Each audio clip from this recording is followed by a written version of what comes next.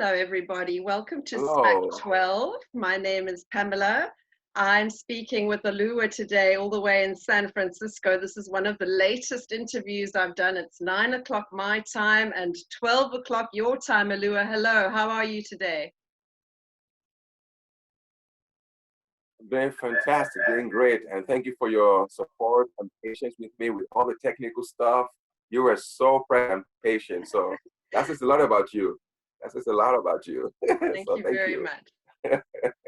As healers and light workers coming onto this platform, we want everyone to get as much value out of it as possible. And you were referred to me by a mutual friend in Rishikesh.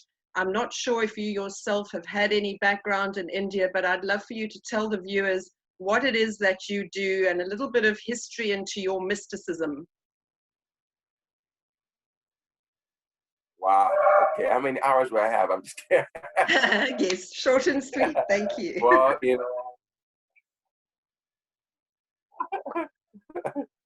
well, it was a very early beginning for me in terms of this life. Yeah. Even as a child, I remember always looking up to the stars and wondering, where am I from? This feels very odd here. I didn't know what life is. It was so weird. Everybody was like, what is wrong with you? You're too young to be worried about all these things. Enjoy your life. But for me, I was like, no, if I don't figure this out ASAP, then I'm just going to bounce back. I need to know this right now. So to say the least, I was very intense. So from a very young age, I was always like trying to discover what is behind life and death. Do we survive death? Yes. That's always been very, very important to me. Like I don't like theory. For me, it's like I need to experience it in the body before I know leave. we haven't So to even cut a gotten. long story short, I was going to say we haven't even gotten through these introductions, but why is it that people are so afraid of dying? okay, wow, that's a how many hours do you have for this? you know, um, that's a beautiful question. See, most humans are in between two energies. On one side, there's sex. On the other side, there's death. People's life are in between. Okay, this in between, that's the mind. So most humans, what they do is they move towards sex because that's just, natural and beautiful. But everybody's trying to avoid death. Why?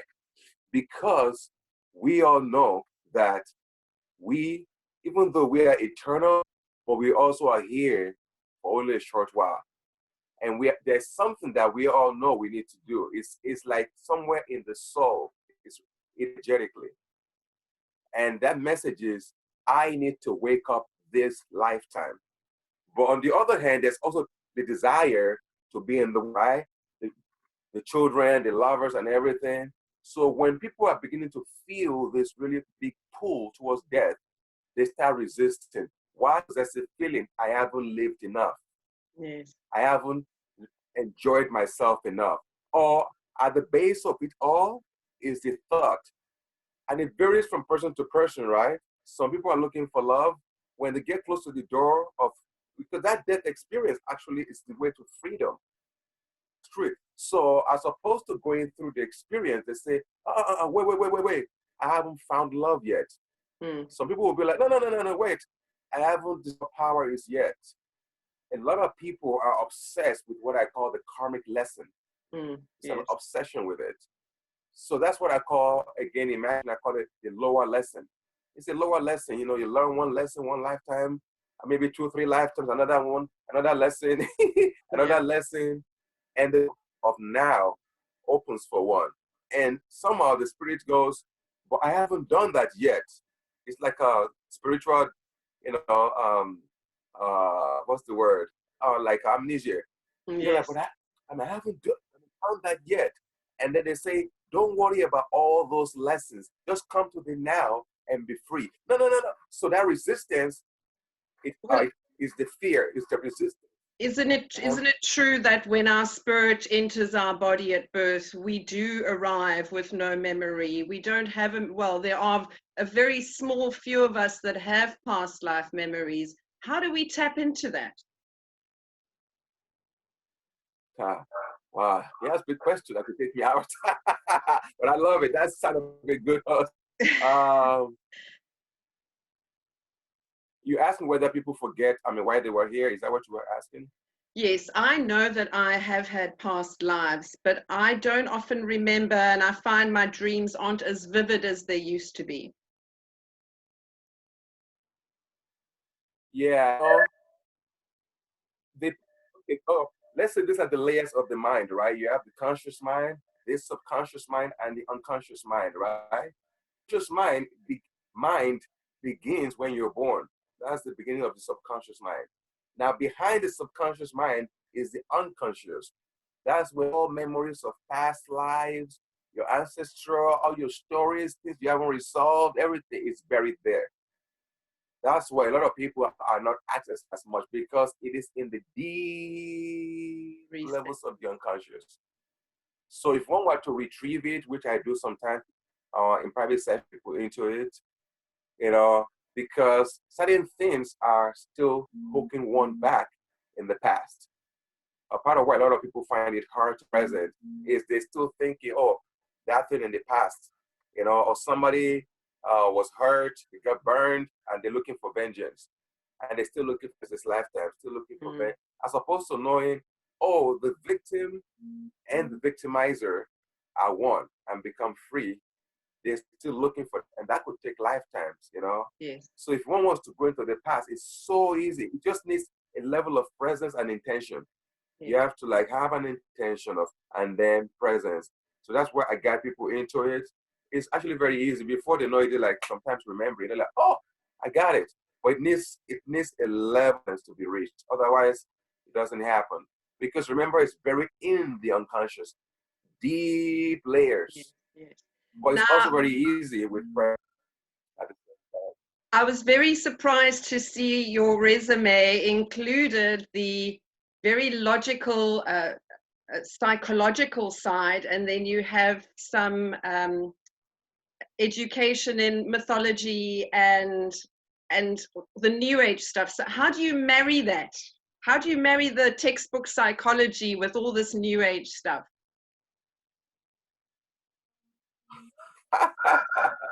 Question, you know, for me, everything always, merges. Everything merges, everything. It's just a matter of, are you willing to do the work? Most of us, because of our egoic attachment to ideas, we don't want to see the opposite side. You can see that in the political side and everything. People don't want to understand side, because truth transcends all sides. The truth is known beyond any opinion. Yes. But many ideas can explain that, and sometimes they're very contradictory. But it takes a level of presence, and everything takes some kind of presence a little, to be able to stand back and then see all the opposing ideas as expressive of the ultimate. It's like four blind men looking at an elephant. One holds the tail, one holds the leg, one touches the body, and they're saying, oh, it feels fuzzy, it feels smooth, and they're fighting. No, you didn't see the right elephant. It's as silly as that. As opposed to saying, oh, we are all seeing the different feeling, the different aspects of the elephant, you know? So all ears go towards that. So the very logical, if one keeps pursuing the path of logic to its very extent, you keep going, you so far, one will become a mystic eventually. It's guaranteed. I mean, when I see like a logical person who's not mystical, I always know she's far enough. Maybe in this, you know, at a point, every soul knows that, you know, no thinking can solve it. But it has to be done to the large dream. You keep doing it. One day you're going to realize, you know what? I'm going crazy. Let me just, so that's where the mystical and the logic coincides. If you look at new findings in physics, for example, all those new philosophical ideas, they're beginning to talk almost like a mystic, beginning to sound crazy like us. Right? Now let's come and have a look here at mysticism and healing. Okay, I started a karma yoga journey that took me on a beautiful path into healing and understanding more about Shakti energy and these divine feminine vibrations. Now, when you do your healing and meditation work, how do you incorporate that duality then? And as a part of your being, do you understand that that you need more of one when you do the healing? Do you then just surrender to that? Do you feel it's transforming you? Does that transformation, is it ongoing? I mean, for me and for working with, right? For both of right? Oh, the transformation. You're saying as I'm doing the work, are you saying that the transformation in me or in the person I'm working with, or you mean like Yes. with the person I'm working with? I would say that, I mean, the healing happens on both sides, especially if I'm transmuting energy through a Absolutely. healing process. I feel that. And obviously, I need to protect and guard myself and cleanse myself after that. Of course. But being a man and looking at gender roles and healing and wanting to encourage more men, how do we find balance in what is the divine feminine high vibrations needed for healing, and then your other logical side? Yeah. Again, there's always like a place of meet everything in existence. Everything always meets. Everything meets, but people just are not patient enough. Everybody wants to be extreme because they think that survival is based on the idea, opposed to finding the common ground. So the masculine, on one hand, has some beauty, just like the feminine does. That's why I always tell my friends, patriarchy doesn't work. Patriarchy doesn't work for too long because each side takes vengeance. After thousands of years of matriarchy, the men say, no, we don't want to move it. After a while, women are like saying, oh, you know what? Then it moves. What I'm feeling the world is moving more and more towards is the balance now. It's Absolutely. patriarchy and matriarchy, the feminine and the masculine. Because, there's a lot of negative, you're not doing that, but there's a lot of negativity, this about the man. And I'm like saying, that is the poison masculine you're talking about. The masculine at its best is very present. And masculine doesn't mean it's a man. There are women that have a lot of masculine energy and vice versa. It's just a matter of which one predominates.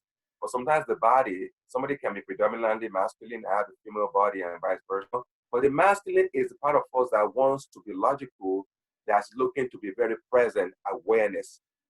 I mean, on the spiritual level, that expresses as presence, as awareness. But on the mental level, it expresses as thought, logic, logos, philosophy. So what's happened to the masculine these days is masculine has been dumbed down too. Because the people think the page dumbs down only the feminine. I'm like, no, they also dumb down the masculine too. They keep most men on the base chakra. That's what they've done. Right. And a man that's in the base chakra would never, because he or she is, like a very brutal person. Like that chakra doesn't care yet until it's purified. It doesn't care.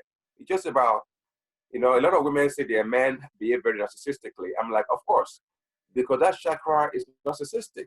You can't love that chakra. So that's what they've done to a lot of men. So when a man is stuck there, he goes home and represses his own wife too. So the masculine is released and healed. Then it's like, oh, it's a fear that men have, a lot of men have, that it's like a spiritual fear that they're being pushed. So they want to, also, every man wants to push down the feminine so that he can have a little say. But the truth is, as a man, masculine is healed. As one develops logos, oh, look at the feminine, because they are two halves of ourselves. So you're like, wow, look at the feminine. This is beautiful. Look at the compassion, look at love. Look at the energy of, you can see all the beauty. And as a man gets more and more intelligent, the masculine gets more intelligent, he begins to realize her. It's an intelligence thing, because the masculine cannot do much without the feminine. Because the masculine is just called the Shiva. It's just consciousness. It can't do anything. Yes. It's just pure consciousness.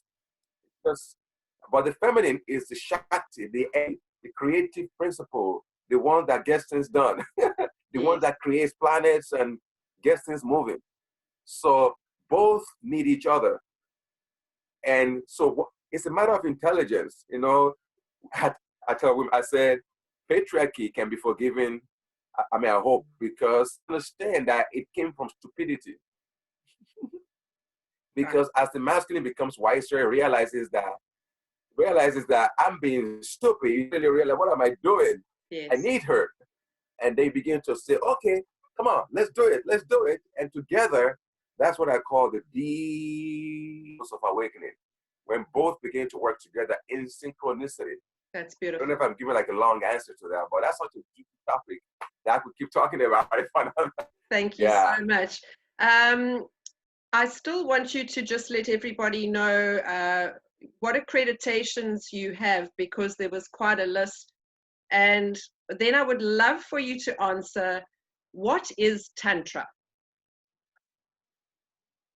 Beautiful.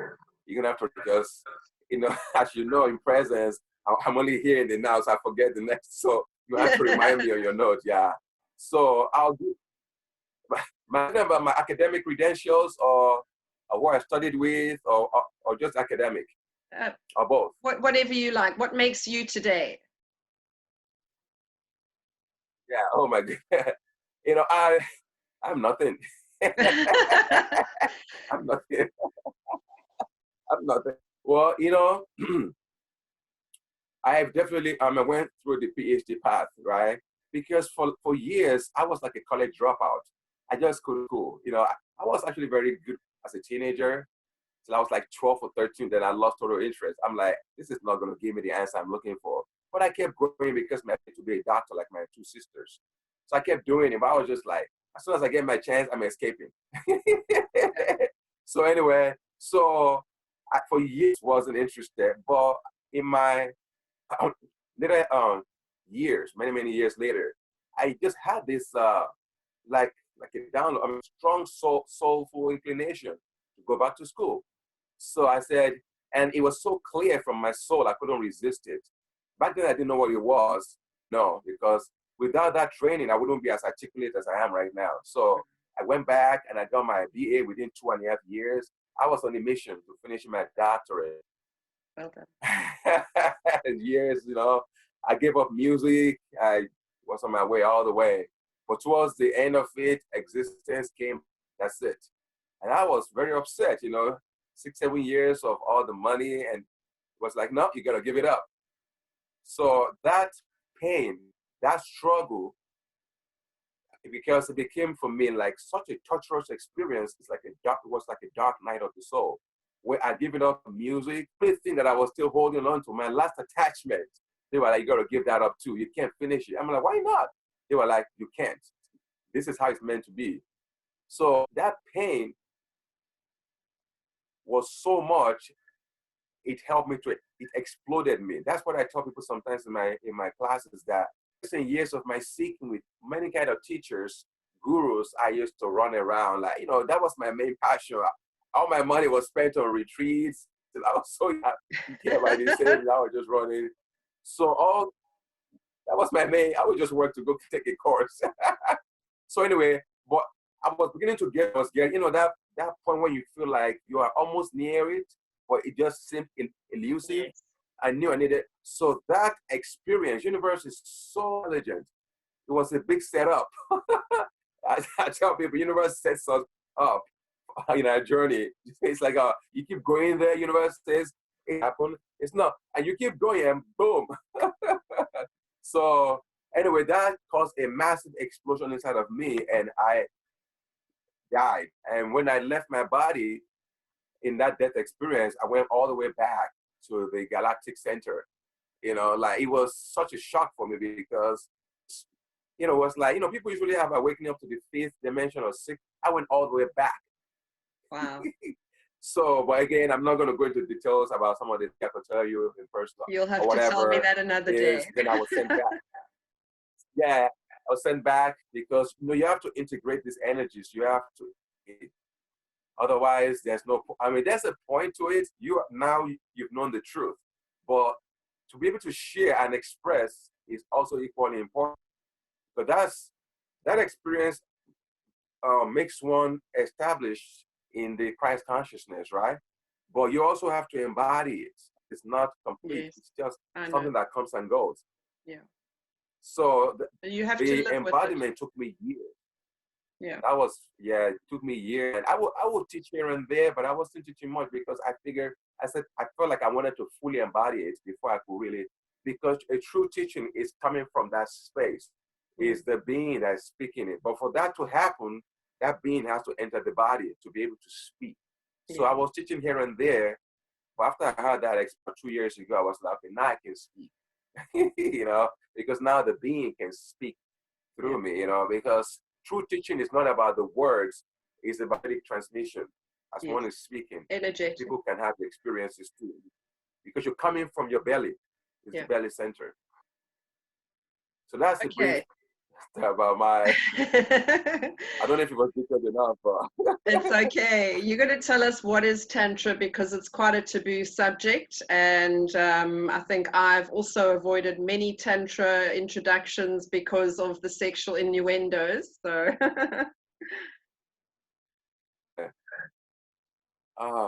Thank you. That's I love talking about Tantra and teaching it, because for me personally, my journey has been very hectic. There are things that I don't think I would have attained by now already, like spiritually, without Tantra, because Tantra is something that people don't understand. People think Tantra is just orgasms. Well, that's part of it. I'm not going to deny that. I mean, it's very important to have orgasms. It's fantastic. Nothing wrong in that. But it has to be more than that. This is not Tantra. Okay, let me clarify that. Tantra basically means expansion. That's what Tantra, if one were to meditate on it, it can be a mantra.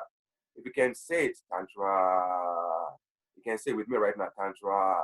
You can feel the energy moving like that to try. I mean, anybody wants to try, just Tantra. Just speak it from your belly. You will feel this expansion. That's Tantra. Whatever can cause that expansion, trick. So there are many, many ways. That's why the tantric masters were the one that came up with the most techniques for because everything was investigated. Sneezing, anything that humans do with their body that's natural was investigated and how to make meditation. Because the tantrists, in my view, they have this feminine intelligence in addition to the masculine. They're more balanced, in my view. Again, I'm being very extreme. Yoga can also have, because I always say that there are two main paths to awakening in this journey. Again, this is like a very poor amalgamation, but just like generally, the path of yoga is the path of striving. You strive. There's an effortful energy involved in yoga. Nothing wrong in it. There are people that are much like very athletic, very much like a warrior. They're going to be drawn to that because it's effort. You want to do, you want to get your body in these postures, you want to burn this, you want to learn how to focus your attention. There's a lot of doing in yoga. Nothing wrong. Whereas the tantric path is more the relaxation. So anything that relaxes you is tantric. And guess what? The more one relaxes, the higher one can go. That's one of the ironies or obviousness of existence. People think awakening is about jumping up. The truth is better to dig. To dig deeper. Because as you dig in, your being gets lighter up. But people, yoga wants to go up. That's why it's so difficult, because it's like you're fighting gravity. But Tantra is more the path of like relaxation, whereby you're finding ways to relax. Because one relaxes, one becomes more and more in the body. And as one's the hara space in the belly, as it gets wider and wider, then of course you're gonna immediately explode into awakening. So a lot of my workshops and private sessions, I'm guiding people in how to relax. Because the relaxation, again, the fear of death, right? You can relax. So Tantra has to do with how to be relaxed in lovemaking. Because the Tantrists realize that if we're going to talk about and in all the energies we can access to awakening, then they realize one thing after a while, through thousands of years of study. They realize that almost all humans have one obsession. They began to realize that one of the biggest obsession, apart from the thinking, is sex. People are just not admitting it. But it is so strong in us humans. It's almost like a madness on some level. That's why most people best to avoid to really awaken their spiritual energy. Because the spiritual energy is nothing but sexual energy. Yes. But, you know, but it's like refined. I also believe that we have been dumbed down, and we haven't really had an opportunity for so long to express ourselves freely. So that kind of contradicts, you know, the statement that you've made as well, that this is all we think about. But as human beings, as animals, as mammals, you know, we have this instinct that we want to, you know, grow, have families, and all of this sort of thing. So how do we start expressing ourselves fairly to one another? To, you know, I know this is a very difficult question, and maybe I'm just putting it out there as a thought for our viewers to digest, so please don't feel too much pressure in that. But in the 21st century, how are we going to improve our relationships between men and women? I think one of the biggest things would be detachment. Well, I feel like, let me say a little bit about the former question, and I'm going to put it into the next question, okay? Because they're very connected. So in terms of what I was talking about, when I say the obsession, I don't mean it's a very subliminal thing. It's like deep. It's not on the surface for most humans. Don't feel it unless they've had a Kundalini awakening, then they feel it. It's very deep, because most humans have been turned into like working animals, working. That energy is coming from their sexual energy. It's being used to use them for work till they die. Then they, it's like the system it's like they're just farming people and throwing them, work so hard. So that for most humans, it's like not even there. They're not even aware. In fact, some people actually feel some months. I don't have any sexual desire. It's like whatever. You're just not conscious enough to feel it. It takes a lot of prayer and being to be able to see deeper into one's energy. Like, wow, this is there. Then it begins to move up and causes awakening. Okay, I'll say just that in terms, unless you ask more about that topic. But you're talking about the war between men and women, like relationships are so difficult, right? Yeah. So you say, how that can really, really be healed.